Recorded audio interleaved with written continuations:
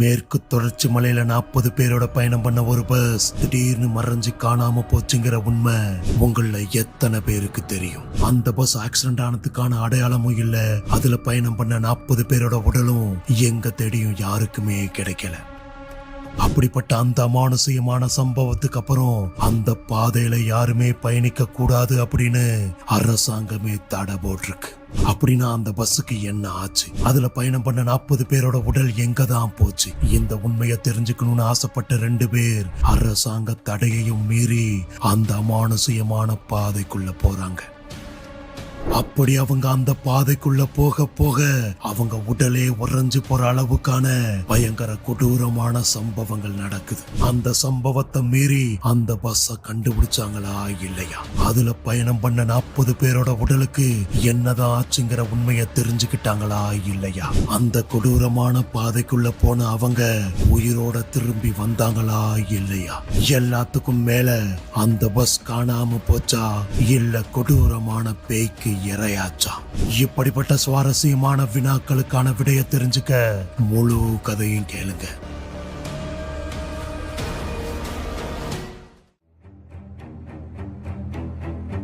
தமிழ்நாட்டுல எத்தனையோ மலை பிரதேசங்கள் இருந்தாலும் இந்த மேற்கு தொடர்ச்சி மலையில இருக்க மர்மங்கள் இன்னைய வரையிலும் விலகாம அப்படியே தான் இருக்கு. என்னதான் அந்த மலை பார்க்கறதுக்கு அமைதியா பேரழகா இருந்தாலும் அதுக்குள்ள ஏகப்பட்ட அமானுஷ்யங்களும் ரகசியங்களும் இன்னும் புதஞ்சுதான் இருக்கு.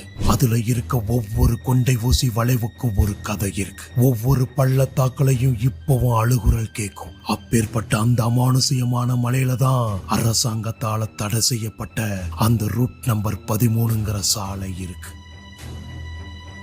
இன்னைக்கும் அந்த சாலையோட பேரை கேட்டாலே அந்த பகுதி மக்கள் பயத்துல உறைஞ்சு போவாங்க. ஏன்னா அது உசுரோட இருக்க மனுஷங்க போற பாதை இல்ல, கொடூரமான ஆத்மாக்கள் நடமாற கோர பாதை. அதுக்கு காரணம் 30 வருஷத்துக்கு முன்னாடி நடந்த ஒரு கொடூரமான சம்பவம். 1990ல ஒரு நவம்பர் மாத மழைக்காலம். அப்போ ஒரு நாள் இரவு மலை அடிவாரத்துல சரியா 40 பயணிகளை ஏத்திக்கிட்டு மலை உச்சியை நோக்கி ஒரு அரசு பேருந்து போய்கிட்டு இருக்கு. அது போற பாதை ரூட் நம்பர் 13. அன்னைக்குன்னு பார்த்து பயங்கரமான மழை, இடி இடிக்கிற சத்தம் காதையே பிளக்கிற அளவுக்கு கேக்குது. அப்பேற்பட்ட அந்த நேரத்துல ரூட் நம்பர் 13ல அந்த அரசு பேருந்து மட்டும் தனியா போய்கிட்டு இருக்கு. அப்போ சுத்தியிலும் பயங்கரமான இருட்டு. அப்ப பெஞ்ச அந்த அதிபயங்கரமான மழையில சுத்தியிலும் நிலச்சரிவு ஏற்படுது. அப்படி ஏற்பட்ட ஒரு நிலச்சரிவுல தான் அந்த அரசு பேருந்து மாட்டிக்குது. அடுத்த நாள் காலையில அந்த பஸ்ஸை மீட்கிறதுக்காக அரசு அதிகாரிகள் அந்த இடத்துக்கு போறாங்க. அப்படி போன அவங்க அதிர்ச்சியில நடுநடுங்கி போறாங்க. ஏன்னா அந்த பஸ் அந்த இடத்துல இல்ல.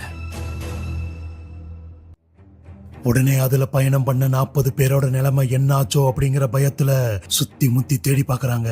ஆனா எங்க தேடியும் அந்த பஸ் கிடைக்கவே இல்லை. உடனே பக்கத்துல இருந்த பள்ளத்தாக்குல ஒருவேளை இதுல விழுந்திருக்குமோ அப்படிங்கிற பயத்துல அதுல இறங்கி முழுசா தேடி பாக்குறாங்க. ஆனா அந்த பள்ளத்தாக்குல அந்த பஸ் விழுந்ததுக்கான ஒரு துளி அடையாளம் கூட இல்லை.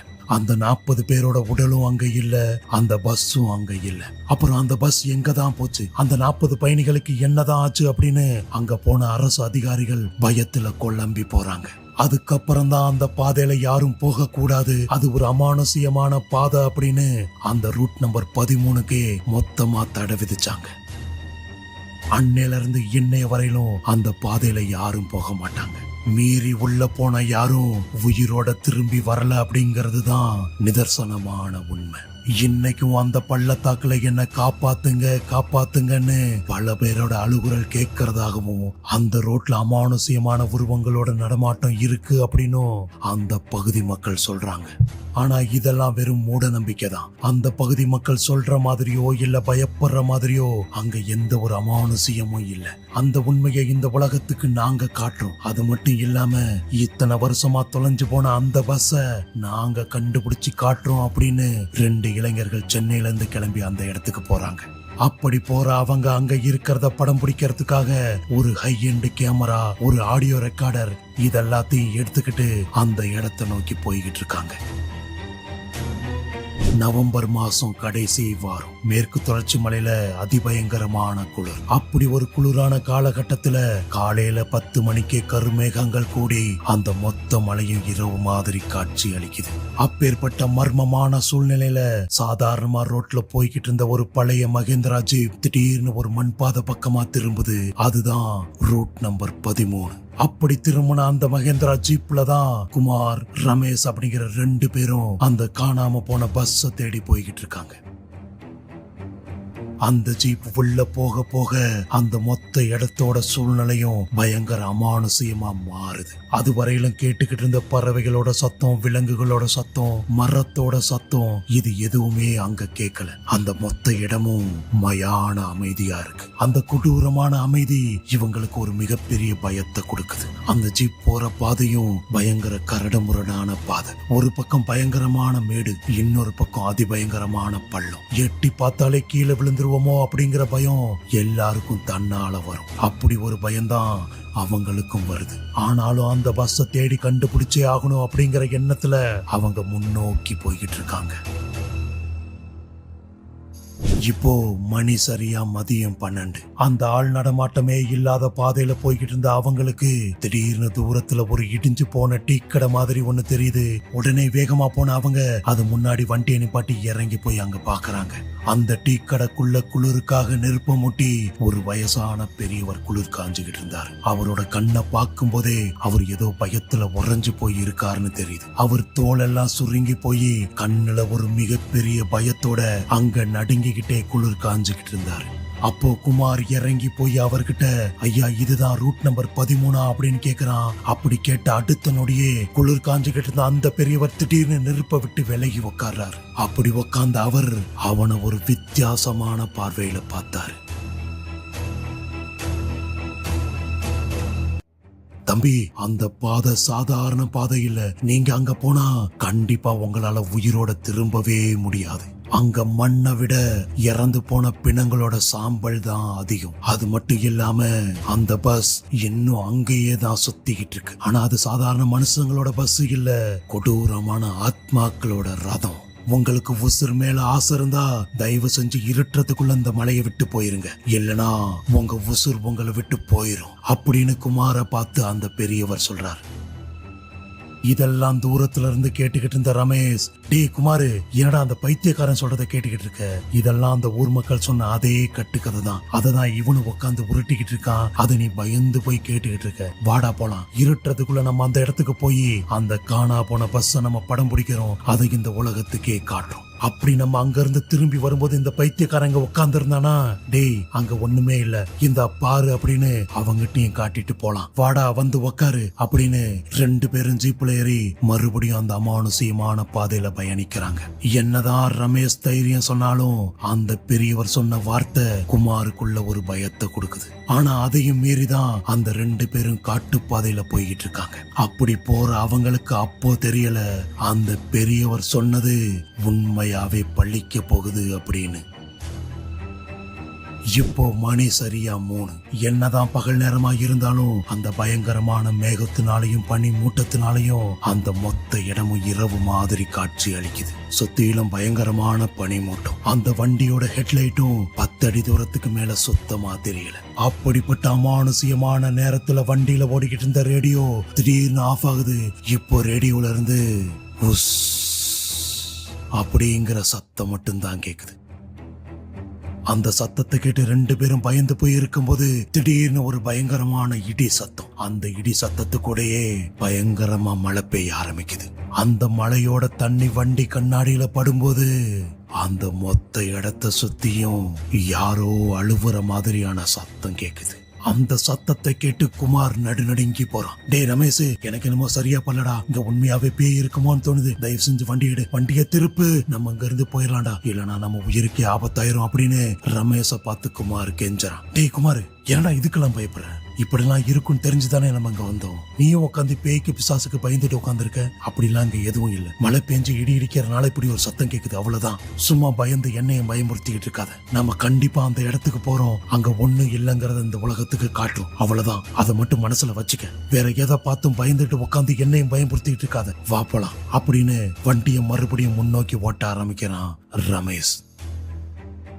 இப்போ சாயந்தரம் 6 மணி. பேஞ்சுக்கிட்டு இருந்த மழை நின்னு குளிர் கொடூரமா அடிக்க ஆரம்பிக்குது. அந்த குளிரை தாங்க முடியாத 2 பேரும் ஒரு பெரிய ஜர்க்கின் எடுத்து போட்டுக்கிறாங்க.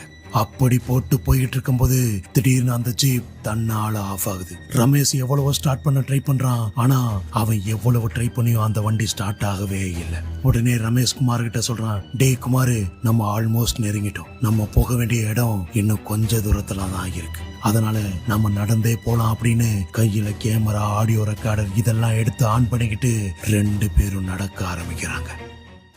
அப்படி அவங்க நடக்க ஆரம்பிச்ச கொஞ்ச நேரத்திலேயே திடீர்னு அந்த கேமராவுல மங்களா ஒரு பெரிய உருவம் தெரிய ஆரம்பிக்குது. அதை பார்த்து 2 பேரும் நடுநடுங்கி போறாங்க.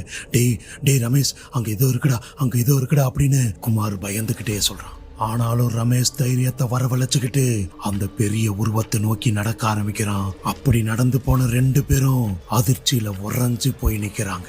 ஏன்னா அவங்க எதை தேடி வந்தாங்களோ, அவங்க எந்த பஸ்ஸை தேடி வந்தாங்களோ அந்த பஸ் அவங்க முன்னாடி இருக்கு. ஆனா அந்த பஸ் சாதாரணமா இல்ல. துரு புடிச்சு செதஞ்சு போய் ரத்த கரையோட அந்த பஸ் பாக்குறதுக்கே பயங்கர அமானுஷ்யமா இருந்துச்சு. இப்போ ரமேஷ் கேமராவை எடுத்துக்கிட்டு அந்த பஸ் நோக்கி நடந்து போறான். அப்போ அவன் கண்ணுல பட்டது அந்த வண்டியோட நம்பர் பிளேட். அது TN 28. 30 வருஷத்துக்கு முன்னாடி தொலைஞ்சு போன அதே பஸ்ஸோட நம்பர். டே குமாரு, நம்ம சாதிச்சிட்டோம். அரசாங்கத்தாலேயே தேடி கண்டுபிடிக்க முடியாத பஸ்ஸை நம்ம கண்டுபிடிச்சிட்டோம். முழுசா ரெக்கார்ட் பண்ணு. இது இந்த உலகத்துக்கே காட்டணும். இதை காட்டணும். இங்க அமானுஷியம் இல்ல, அந்த பஸ்ஸை நாங்க கண்டுபிடிச்சிட்டோம் அப்படின்னு இந்த உலகத்துக்கே காட்டணும். ரெக்கார்ட் பண்ணு அப்படின்னு ஆர்வத்துல ரமேஷ் துள்ளி குதிக்கிறான். இப்போ 2 பேரும் கேமராவை எடுத்துக்கிட்டு அந்த பஸ்ஸுக்குள்ள போறாங்க. அப்படி போன அவங்களுக்கு ஒரு மிகப்பெரிய அதிர்ச்சி காத்திருந்துச்சு. அது என்னன்னா, அந்த பஸ்ல இருந்த சீட்டெல்லாம் ரத்த கரையோட செதஞ்சு போய் இருந்துச்சு. அதுல 40 பேர் பயணம் பண்ணதுக்கான லக்கேஜ், அவங்களோட துண்டு, அவங்களோட போர்வை, அது மட்டும் இல்லாம ஒரு சின்ன பையன் விளையாண்டதுக்கான பொம்மை, இது எல்லாமே இருக்கு. ஆனா அந்த 40 பேரோட உடலும் அங்க இல்ல. அவங்களோட எலும்பு கூடு கூட அங்க இல்ல. அதை பார்த்து 2 பேரும் நடுநடுங்கி போறாங்க. எப்படி இதெல்லாம் இருக்கும்போது அவங்க எங்க போனாங்க அப்படின்னு அவங்க 2 பேரும் பைத்தியமாயி குழம்பி போறாங்க. அந்த நேரத்துல ரமேஷ் டார்ச் அடிச்சு பஸ்ஸோட கண்ணாடியை பாக்குறான். அந்த கண்ணாடி முழுக்க ரத்த கரைகள். ஆனா அதுல ஒரு ஆச்சரியமான விஷயம் என்னன்னா, அந்த கண்ணாடி ஒண்ணு கூட உடையல. இங்க இருந்த எல்லாரும் அந்த கண்ணாடியை உடைச்சு தப்பிக்க முயற்சி பண்ண மாதிரியான தடயங்கள் மட்டும்தான் இருக்கு. ஆனா அந்த கண்ணாடி உடைஞ்ச மாதிரியோ, இங்க இருந்த பஸ்ஸோட கதவு திறந்த மாதிரியோ எந்த ஒரு அடையாளமும் இல்லை. இந்த பஸ் நிலச்சரிவிலேயோ இல்ல பள்ளத்திலேயோ விழுந்து காணாம போகல. இது உள்ளுக்குள்ள இருந்த எல்லாரையும் வெளியே போக முடியாத அளவுக்கு அடைச்சு ஏதோ ஒரு கொடூரமான சக்தி தான் இவங்களை பழி வாங்கியிருக்கு அப்படிங்கிற உண்மையை இந்த 2 பேரும் கண்டுபிடிக்கிறாங்க. டே ரமேஷ், ஊர் மக்கள் சொன்ன மாதிரி இது சாதாரண பஸ் இல்லடா, இது பேய் பஸ் தான். இவங்களெல்லாம் பேய் தான் கொண்டு இருக்கு, வா ஓடிடலாம் அப்படின்னு 2 பேரும் ஓட முயற்சி பண்றாங்க. அப்படி ஓடி போகும்போது திடீர்னு அந்த பஸ்ஸோட கதவு தன்னால பூட்டிக்குது. அப்போதான் அவங்க ஒரு விஷயத்த கவனிக்கிறாங்க. வெளியில பேஞ்ச பனிமூட்டத்துல பஸ்ஸுக்கு வெளியே ஒரு காலடி தடம் இருக்கு. அந்த தடம் பஸ்ல இருந்து யாரோ இறங்கி போன மாதிரி இல்ல, பஸ்ஸுக்குள்ள கொடூரமான உருவம் உள்ள ஏறின மாதிரி இருக்கு. அதை பார்த்து 2 பேரும் கத்தி கதற ஆரம்பிக்கிறாங்க. எங்களை விட்டு, நீ யாரா இருந்தாலும் எங்களை விட்டு, நாங்க இங்கிருந்து போயிரும், இனிமேல் இந்த பக்கமே வரமாட்டோம் அப்படின்னு இருட்டை பார்த்து 2 பேரும் கெஞ்சுறாங்க. ஆனா உள்ளுக்குள்ள இருந்து எந்த ஒரு சத்தமும் வரல. இப்போ திடீர்னு அந்த பஸ்ல இருந்த லைட் எல்லாம் தன்னால ஆன் ஆகுது. அதே நேரத்துல அந்த பஸ்ஸோட இன்ஜினும் ஸ்டார்ட் ஆகுது. அப்போ பஸ்ஸுக்குள்ள இருந்து பலவிதமான சத்தங்கள் இவங்க 2 பேருக்கும் கேக்குது. மக்கள் எல்லாம் சந்தோஷமா பேசி சிரிச்சுக்கிட்டு போற மாதிரியான சத்தம், ஹாரன் அடிக்கிற சத்தம், லாஸ்ட் ஸ்டாப் அப்படின்னு கண்டக்டர் சொல்ற மாதிரியான சத்தம், இதெல்லாம் அவங்களோட காதுல கேக்குது. இப்போ அந்த சத்தங்கள் கொஞ்சம் கொஞ்சமா மாற ஆரம்பிக்குது. சந்தோஷமா சிரிச்சு போய்கிட்டு இருந்த மக்களோட சத்தம் பயங்கரமான அலறல் சத்தமா கேக்குது. ஹார்ன் அடிச்ச அந்த பஸ்ஸோட சத்தம் திடீர்னு உருண்டு விழுகிற மாதிரியான சத்தமா மாறுது. இதெல்லாம் அவங்க 2 பேரோட காதல விழுக விழுக அவங்க 2 பேரும் பைத்தியம் பிடிச்ச மாதிரி மாறி போறாங்க. இப்போ அந்த சத்தம் பயங்கர சத்தமா மாறி திடீர்னு அமைதியாகுது. அந்த மயான அமைதியில திடீர்னு ஒரு உருவம் அவங்கள நோக்கி நடந்து வர மாதிரியான சத்தம் கேக்குது.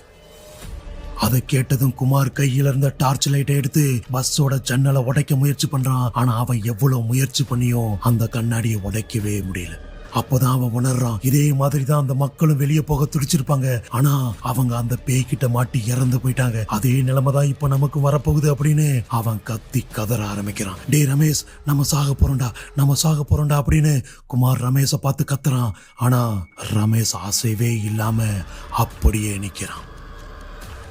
டே, உனக்கு என்னடா ஆச்சு?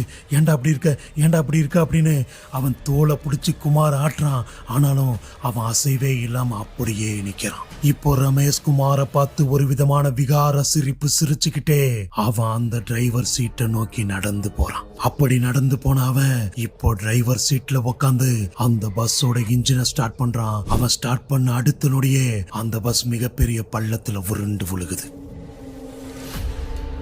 அடுத்த நாள் காலையில அவங்கள காணோன்னு போலீஸ்காரங்க அங்க தேடி வரும்போது அவங்க கையில கிடைச்சது அவங்களோட கேமரா மட்டும்தான். அவங்க வந்த ஜீப்போ அவங்களோட உடலோ இல்ல அந்த பஸ்ஸோ எதுவுமே அங்க இருந்ததுக்கான அடையாளமே இல்லை.